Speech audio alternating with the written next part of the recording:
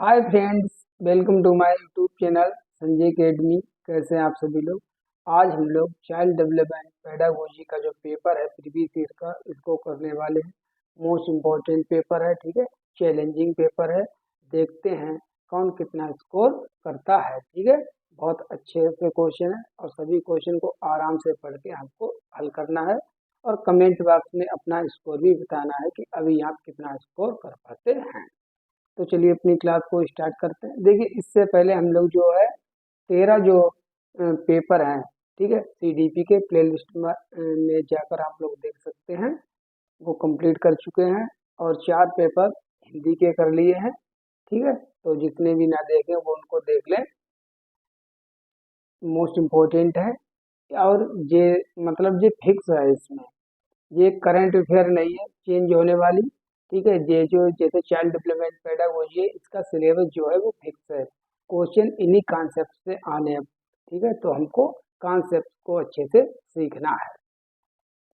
देखिए, पहला क्वेश्चन है हमारा, बाल विकास के क्षेत्र में मस्तिष्क नमनीयता संप्रत्यय क्या सुझाता है।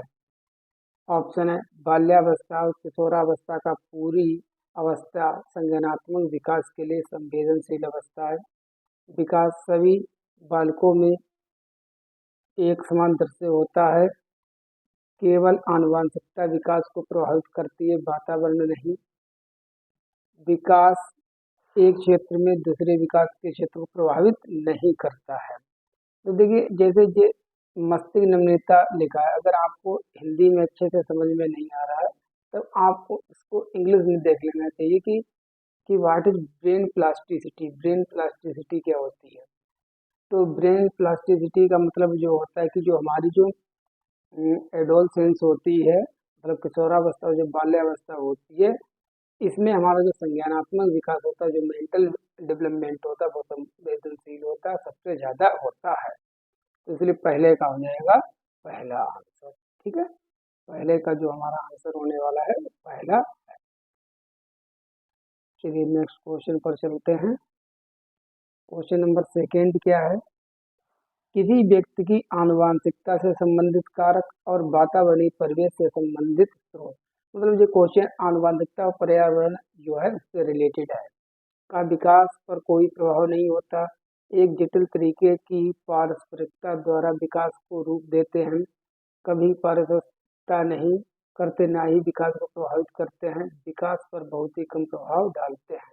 तो इसका तो आई होप आंसर सभी को ही क्लियर होगा। जो विकास है उस पर आनुवंशिकता और वातावरण दोनों का प्रभाव पड़ता है, ठीक है। डी बराबर एच मल्टीप्लाई ई, इसको हमेशा माइंड में ध्यान रखना, आपका आंसर हमेशा सही जाएगा। क्वेश्चन नंबर 3 क्या है।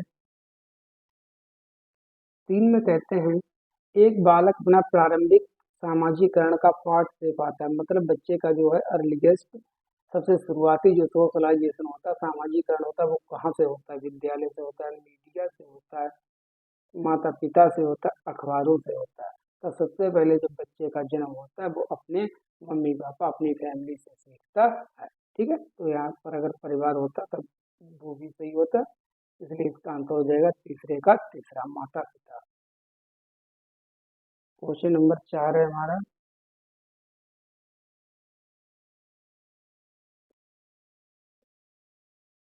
चौथे क्वेश्चन में कहते हैं, जीन पियाजे के संज्ञानात्मक विकास के सिद्धांत के अनुसार निम्न में से किस चरण पर बच्चे वस्तुओं को वर्णित करने के लिए, ठीक है, अलग अलग करने के लिए, ठीक है, संकेतों का इस्तेमाल करने लगते हैं। वो कौन सी अवस्था होती है। देखिए, जीन पियाजे ने 4 अवस्थाएं दी थी, जिनको आप एक्रोनिम SPCF करके याद रखते हैं। तब एक अवस्था ऐसी आती है जिसमें बच्चे जो है सिंबल्स का प्रयोग जो है करना सीख जाते हैं अपने खेलने के लिए। तो वो कौन सी अवस्था होती है। संवेदी गत्यात्मक, पूर्व संक्रियात्मक, मूर्त संक्रियात्मक, औपचारिक संक्रियात्मक अवस्था। तो इसमें जो दूसरी वाली अवस्था होती है प्री ऑपरेशनल, इसकी एज होती है 2 से 7 वर्ष। तो पहले की होती है जन्म से 2 वर्ष, तीसरे की होती है 7 से 11, और फॉर्मल वाले की होती है 11 से 18, ठीक है। तो इसका आंसर हो जाए पूर्व संक्रियात्मक अवस्था, चौथे का दूसरा। क्वेश्चन नंबर 5, 5 क्वेश्चन नंबर पर क्या है, जीन पियाजे के अनुसार मस्तिष्क में ज्ञान की व्यवस्थित संरचनाएं क्या कहलाती है। जीन पियाजे ने जो ज्ञान का निर्माण होता है, जीन पियाजे ने मानसिक संरचनाओं को क्या कहा है, संचालन, स्कीमा, अनैच्छिक सहज क्रियाएं, संप्रत्यय। तो जीन पियाजे ने जो है, ठीक है, जो हमारे मस्तिष्क में संरचनाएं होती हैं जिसके द्वारा हम ज्ञान को सीखते हैं, अर्जित करते हैं, उसको स्कीमा कहा है। तो इसका आंसर हो जाएगा स्कीमा। क्वेश्चन नंबर 6, अब हमको ये बताना है, समीपस्थ विकास का क्षेत्र मतलब ZPD अधिगम में संप्रत्यय की चर्चा निम्न में से कितनी, ZPD को किसने दिया है, ठीक है, इसे नाम बताना है। Lawrence Kohlberg, Lev Vygotsky, Jean पियाजे, हार्वर्ड गार्डनर। तो देखिए जोन ऑफ प्रोक्सिमल डेवलपमेंट की बात लेव वाइगोत्स्की ही करते हैं, तो छठे का दूसरा सही है। क्वेश्चन नंबर 7, सात सात क्वेश्चन नंबर है, चिंतन प्रक्रिया का वर्णन करते हुए लेव वाइगोत्स्की स्पष्ट रूप से की महत्ता पर जोर देते हैं। लेव वाइगोत्स्की ने निम्नलिखित में से किस चीज पर सबसे ज्यादा जोर दिया है बच्चों के चिंतन प्रक्रिया के डेवलपमेंट में, संस्कृति, परिपक्वता, नकारात्मक प्रतिपुष्टि, पुनर्बलन। तो लेव वाइगोत्स्की जी जो है वो संस्कृति को सबसे ज्यादा महत्व देते हैं, संस्कृति और समाज, तो इसलिए इसका सातवें का हो जाएगा पहला, संस्कृति। क्वेश्चन नंबर 8 क्या है, निम्न में से किसने बच्चों और वयस्कों में नैतिक तार्किकता का वर्णन करने के लिए विकास को चरणों का एक क्रम सुझाया, मतलब विकास को चरण बताए हैं नैतिक रूप से, वो कौन है, BF Skinner, Harvard gardener, Lawrence Kohlberg, Lev Vygotsky. तो देखिए जो लॉरेंस कोहलबर्ग जी हैं, ठीक है, उन्होंने नैतिकता का विकास का सिद्धांत दिया है कि बच्चों में कैसे नैतिकता का विकास होता है। तो 8वें का हो जाएगा हमारा तीसरा। क्वेश्चन नंबर 9, असर्शन एवं रीजन। ये क्वेश्चन बहुत पूछे जाते, 30 में से 6 क्वेश्चन तक पूछे गए। चलिए करते हैं। अभिकथन है हमारा, एक अध्यापक को कक्षा में कई प्रकार की अध्यापन अधिगम सामग्री और शैक्षिक संसाधन प्रदान करने चाहिए, विद्यार्थियों को उन्हें जांचने के लिए प्रोत्साहित करना चाहिए, सही है। एक साहित्य माहौल मतलब कोऑपरेटिव इन्वायरमेंट में विद्यार्थी ज्ञान का निर्माण करने में सक्षम होते हैं, ये भी सही है। तो देखिए यहाँ पर दोनों सही है, ठीक है, और ऊपर की चर्चा नीचे की गई, अभिकथन की चर्चा तर्क में की गई, इसलिए इसकी व्याख्या भी करता है, तो इसलिए इसका पहला वाला आंसर सही हो जाएगा। क्वेश्चन नंबर 10 में क्या कहते हैं, बुद्धि लब्धि परीक्षणों की आलोचना करने का आधार क्या है, क्यों बुद्धि लब्धि जो परीक्षण होते हैं इनकी आलोचना की गई है। पक्षपाती मानदंड, गुणात्मक आकलन का प्रयोग, सांस्कृतिक संवेदनशीलता को ध्यान में रखना, बच्चों के सामाजिक परिप्रेक्ष्य को शामिल करना। तो देखिए IQ जो टेस्ट होते हैं हमारे, उनके जो है एक ही आधार है, मुख्य आधार है, जिस आधार पर उनकी आलोचना की है वो है पक्षपाती मानदंड, ठीक है, बायस्ड नॉर्म्स। तो 10वें का पहला। क्वेश्चन नंबर 11 क्वेश्चन नंबर पर कहते हैं, लेव वाइगोत्स्की के अनुसार भाषा, बताइए भाषा क्या करती है, चिंतन में बाधक है, चिंतन को सुधारित करती है, चिंतन को सुधारित करने में कोई भूमिका नहीं निभाती, का चिंतन पर बहुत कम प्रभाव पड़ता है। तो देखिए लेव वाइगोत्स्की ने कहा कि जो बच्चे हैं वो भाषा कैसे सीखते हैं, जो चिंतन में भाषा जो है मदद करती है, ठीक है, और भाषा चिंतन को प्रभावित करती है, इसलिए इसका आंसर हो जाएगा दूसरा वाला, ठीक है। देखिए जो अभी हम लोग लाइव क्लासेस कर रहे हैं 8:30 बजे, ठीक है, उसमें अभी मैंने जानबूझकर लेव वाइगोत्स्की, जीन पियाजे, लॉरेंस कोहलबर्ग को अभी नहीं पढ़ाया है, ठीक है, कोई बात नहीं है, हम लोग उनको बहुत अच्छे से अभी करने वाले हैं जल्दी ही, ठीक है, और सब कंप्लीट सिलेबस करा दिया है, उसको आप रिवाइज कर लीजिएगा। क्वेश्चन नंबर 12 है हमारा, 12 में है,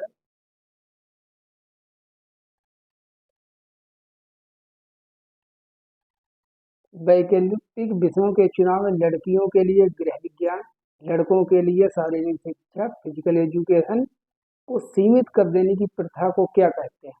ठीक है, चैप्टर नंबर 8 सीडीपी का उससे रिलेटेड है, जेंडर वाले चैप्टर से। जेंडर रूढ़िवादिता, समावेशी उपागम, जेंडर समानता, खोजी उपागम। तो इसको कहते हैं हम जेंडर स्टीरियोटाइप्स, जेंडर रूढ़िवादिता। इसलिए 12 का हो जाएगा पहला। हमने फिक्स कर रखा है कि लड़कियां होम साइंस ले लें, लड़के फिजिकल एजुकेशन ले लें। क्वेश्चन नंबर 13, देखिए एक क्वेश्चन इससे हर बार पूछा जाता है। कक्षा में विविधता डाइवर्सिटी अध्यापन अधिगम प्रक्रिया में कैसी है? समस्या है, संसाधन है, रुकावट है, बाधा है। तो देखिए जो क्लासरूम में जो विविधता है, जो डाइवर्सिटी है, वो टीचिंग लर्निंग प्रोसेस में एक संसाधन का काम करती है। तो यहाँ पर आ जाएगा संसाधन as a resource. Question number 14, 14 question number क्या है? निम्न में से किस प्रकार का मूल्यांकन विद्यार्थियों के लिए अधिगम का रूप बन जाता है? मतलब वो अधिगम उनको हो जाता है, सीख जाते हैं अपना मूल्यांकन करके ही। किस प्रकार का वो होता है? सत्र के अंत में अध्यापक द्वारा किया गया मूल्यांकन, सत्र से पहले विशिष्ट शिक्षक द्वारा किया गया मूल्यांकन, विद्यार्थियों द्वारा किया गया स्व मूल्यांकन, मानकीकृत परीक्षणों द्वारा किया गया मूल्यांकन। देखिए आप लोग इसमें पेपर कर रहे हैं, ठीक है, किसी के 27 नंबर होंगे, आउट ऑफ 30 आएंगे। अभी इस वाले पेपर में किसी के 28 होंगे, किसी के 30 में 30 में भी होंगे। तो आप अपना अगर जो सेल्फ इवेल्युएशन कर रहे हैं, स्व मूल्यांकन कर रहे हैं, तो इससे आप बहुत कुछ सीख भी जाएंगे। तो यही आपका अधिगम हो जाएगा। इसीलिए तीसरा सही है, विद्यार्थियों द्वारा किया गया स्व मूल्यांकन अधिगम का रूप बन जाता है, मतलब अधिगम हो जाता है, सीख जाते हैं। क्वेश्चन नंबर 15 फिर आगे असर्शन एवं रीजन से रिलेटेड क्वेश्चन है। क्या कहते हैं?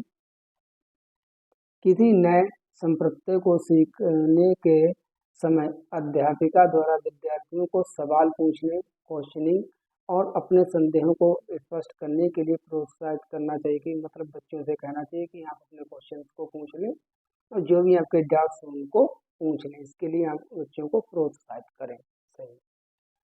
सवाल पूछना समालोचना चिंतन के विकास में बाधा, अगर इसमें आपने बाधा शब्द नहीं पढ़ा तो हम गलत कर जाएंगे। ठीक है, बाधा नहीं बल्कि हमारी सहायता करता है समालोचनात्मक चिंतन। तो ये तो गलत हो गया।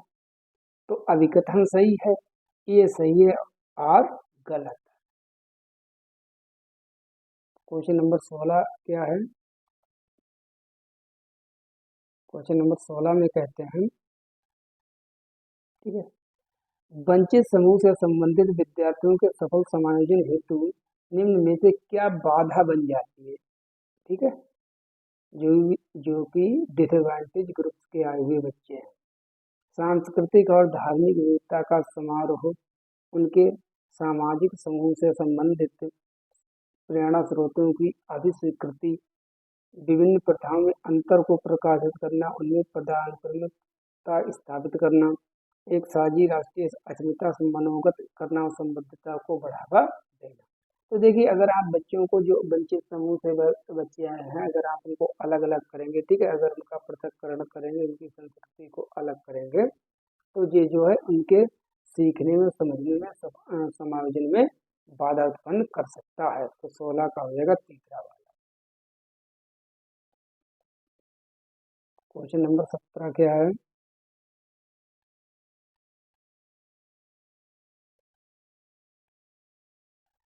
अधिगम कठिनाई महसूस करने वाले, क्वेश्चन नंबर 17 है। सभी विद्यार्थी अपनी शैक्षिक विशेषताओं में एक जैसे होते हैं। विद्यार्थियों को विशिष्ट विद्यालय में पढ़ना चाहिए। विद्यार्थी हमेशा अति क्रियाशील होते हैं। विद्यार्थी अपनी शैक्षिक सामर्थ्य और चुनौतियों में अलग अलग हो सकते हैं। ठीक है, जिसको हम कहते हैं लर्निंग डिसेबिलिटी, और इसमें ही ऑटिज्म आ जाता है। ठीक है, तो इसका जो आंसर होगा वो होगा चौथा सही। क्वेश्चन नंबर 18 है, कमतर दृष्टि से जूझते विद्यार्थियों के सफल समावेशन हेतु यह महत्वपूर्ण है। क्या महत्वपूर्ण है? कक्षा में उपयुक्त साहित्य, उपकरण मौजूद हों, इन विद्यार्थियों का पृथकीकरण किया जाए।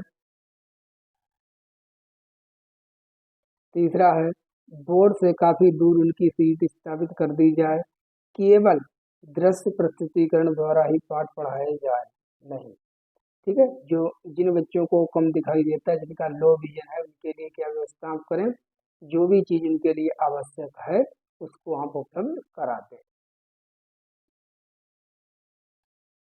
क्वेश्चन नंबर 19 है अवधान न्यूनता क्रियाशीलता विकार एडीएचडी, शॉर्ट में एडीएचडी कहते हैं, एडीएचडी से जूझते विद्यार्थियों के बारे में क्या सही है।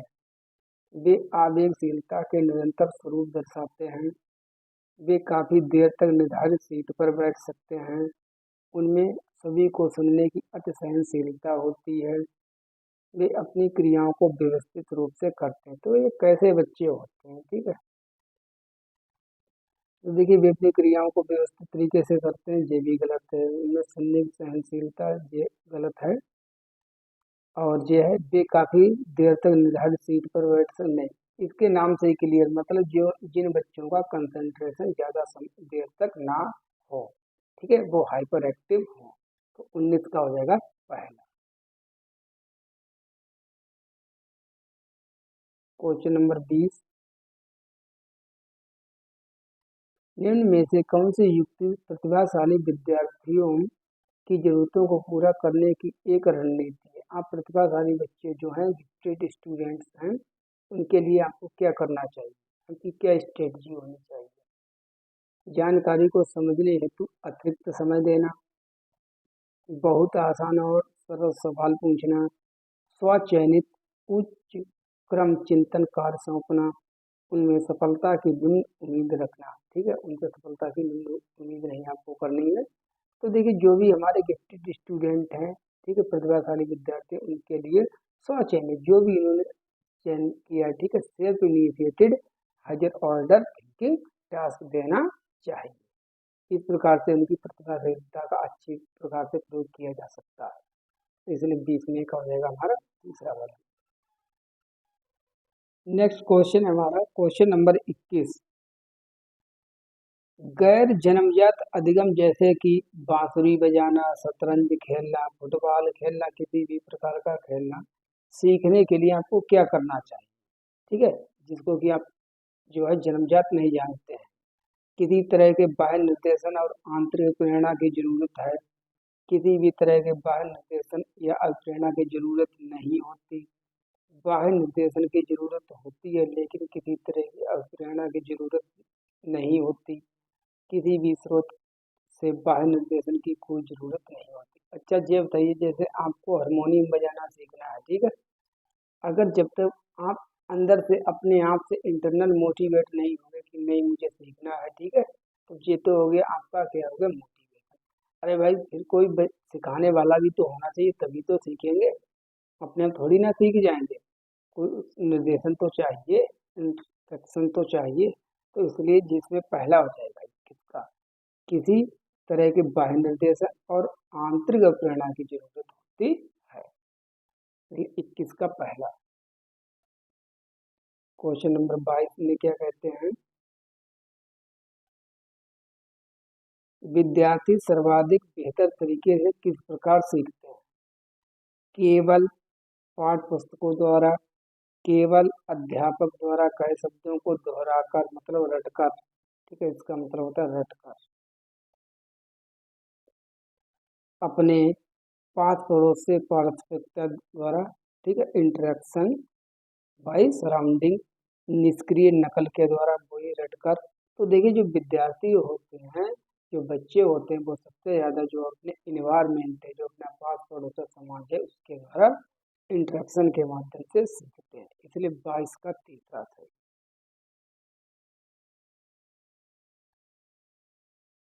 23 क्वेश्चन नंबर,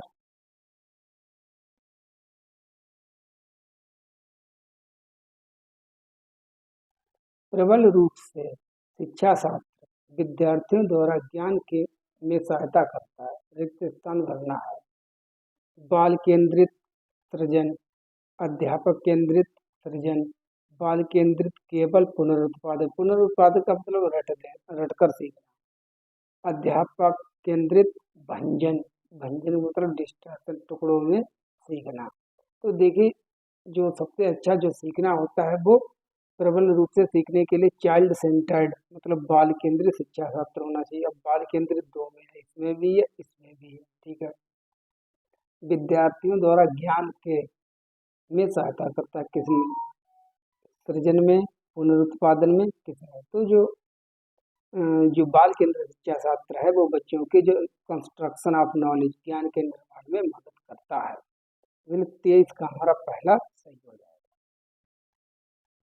क्वेश्चन नंबर 24,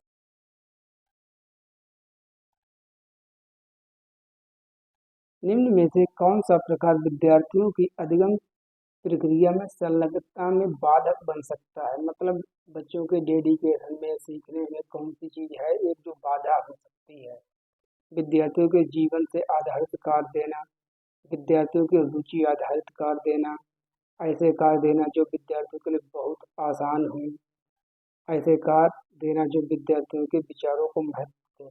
देखिए, अगर किसी विद्यार्थी से आप बहुत सरल ही चीजें पूछते रहेंगे तब भी वो उसके लिए सीखने में एक निगेटिव पॉइंट हो सकता है, बाधा बन सकती है। तो बहुत ज़्यादा आसान भी हमेशा चीज़ें नहीं पूछनी है, आसान, कठिन, ठीक है, चैलेंजिंग सभी टाइप्स के क्वेश्चन को पूछना चाहिए। इसलिए इसका आंसर हो जाएगा तीसरा वाला, कार्य देना, ऐसे कार्य देना जो विद्यार्थियों के लिए बहुत कैसे हो, इजी टास्क हो। तो ऐसा आपको नहीं करना। क्वेश्चन नंबर 25, अधिगम किस प्रकार का हो, सीखना कैसा होना चाहिए? बहुत अच्छा क्वेश्चन है, कई बार पूछा गया है। अर्थपूर्ण और संदर्भित, असंदर्भित और अर्थहीन, अर्थपूर्ण और असंदर्भित, संदर्भित और अर्थहीन। तो लर्निंग किस प्रकार की होनी चाहिए? जो अधिगम होना चाहिए वो हमारा कैसा होना चाहिए? वो अर्थपूर्ण होना चाहिए, मीनिंगफुल होना चाहिए, ठीक है, और हमारा बच्चों के सामाजिक सांस्कृतिक संदर्भ से जुड़ा हुआ होना चाहिए। तो इसका आंसर हो जाएगा मीनिंगफुल एंड कंटेक्चुअलाइज्ड लर्निंग, 25 का पहला। क्वेश्चन नंबर 26,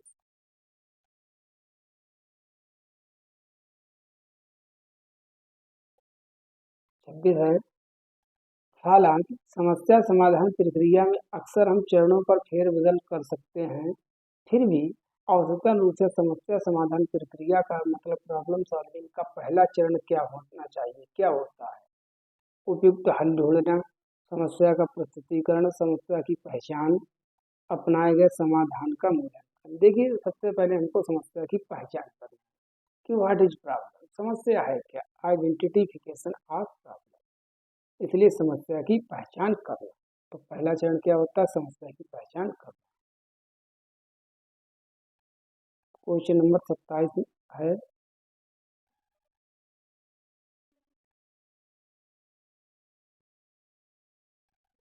औपचारिक शिक्षा में प्रवेश करने से पूर्व ही बच्चे अपने पास पड़ोस के बारे में, जैसे कि उन वस्तुओं घटनाओं के बारे में जिनसे वे समागम करते हैं, एक संपूर्ण समझ विकसित कर लेते हैं। एक अध्यापिका को उनकी इस तरह की समझ को क्या करना चाहिए? पूरी तरह नकार देना चाहिए, मानकीकृत पाठ्यक्रम, दूसरा मानकीकृत पाठ्यक्रम से बदल देने का प्रयास करना चाहिए, उनके ज्ञान को अग्रसर करने के लिए महत्वपूर्ण समझना चाहिए, अधिगम के लिए दोषपूर्ण और महत्वहीन मानना चाहिए। तो देखिए, जो बच्चे होते हैं स्कूल आने से पहले ऐसा नहीं है कि उनको कुछ नहीं आता जाता, वो खाली होते हैं, ठीक है। वो बहुत सी चीजें जो अपने समाज है, संस्कृति है, पास पड़ोस से सीख कर आते हैं। तो अध्यापक को इस ज्ञान का प्रयोग करके ही नई चीजों को पढ़ाना चाहिए, इन चीजों से जोड़कर पढ़ाना चाहिए, ठीक है। पूर्व ज्ञान का प्रयोग करना है और इसको आपको महत्वपूर्ण समझना है। तो इसलिए 27 का हो जाएगा तीसरा। क्वेश्चन नंबर 28 असर्शन एवं रीजन वाला है। 28 नंबर का क्वेश्चन है, अभिकथन है हमारा, विद्यालयों को अधिगम के संवेगात्मक पहलू को अनदेखा कर देना चाहिए। मतलब बच्चों के इमोशनल जो लगाव है, बच्चों का इमोशनल अटैचमेंट है, उसको कोई भी परवाह नहीं करनी चाहिए। गलत। संवेग और संज्ञान एक दूसरे से संबंधित नहीं है। संज्ञान और संवेग एक दूसरे से हमेशा संबंधित होते हैं। जजोंग का जब नाम आएगा तब ये एक दूसरे से संबंधित नहीं होंगे, तब दोनों गलत हो गए यहाँ पर। तो इसलिए इसका आंसर हो जाएगा चौथा, ए और आर दोनों गलत है। तो 28 का 4। क्वेश्चन नंबर 29, शिक्षा का उद्देश्य विद्यार्थियों को प्रेरित करना होता है। प्रतिस्पर्धा, कंठस्थ स्मरण, स्वतंत्र चिंतन, निष्क्रिय ज्ञान, पुनरुत्पादन।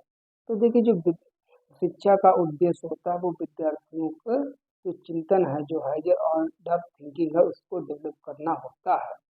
तो स्वतंत्र चिंतन के लिए प्रेरित करना। तो 29 का तीसरा।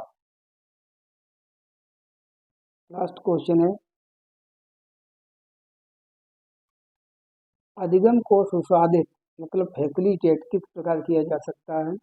योग्यता के सतत दृष्टिकोण को बढ़ावा देकर, कार्य के उद्देश्य को विद्यार्थियों से साझा न करके, विद्यार्थियों में प्रतिस्पर्धा बढ़ाकर, चिंतन परिवर्तन के मौके प्रदान करके। देखिए जो अधिगम है, सीखना है, इसको सबसे ज़्यादा फैसिलिटेट जब किया जा सकता है जब आप बच्चों को उनके स्वतंत्र रूप से चिंतन को विकसित करने के अवसर ज़्यादा से ज़्यादा देते। तो लास्ट क्वेश्चन का हमारा तीसरे का आंसर जो हमारा हो जाएगा वो हो जाएगा चौथा। चलिए क्लास को कंप्लीट करते हैं, मिलते हैं नेक्स्ट क्लास में। ठीक है, थैंक यू फॉर वाचिंग। सभी लोग क्लास को ज़्यादा से ज़्यादा शेयर कर दिया करें, सभी लोग अपना स्कोर बता दें। ठीक है, मिलते हैं लाइव क्लास में। Thank you.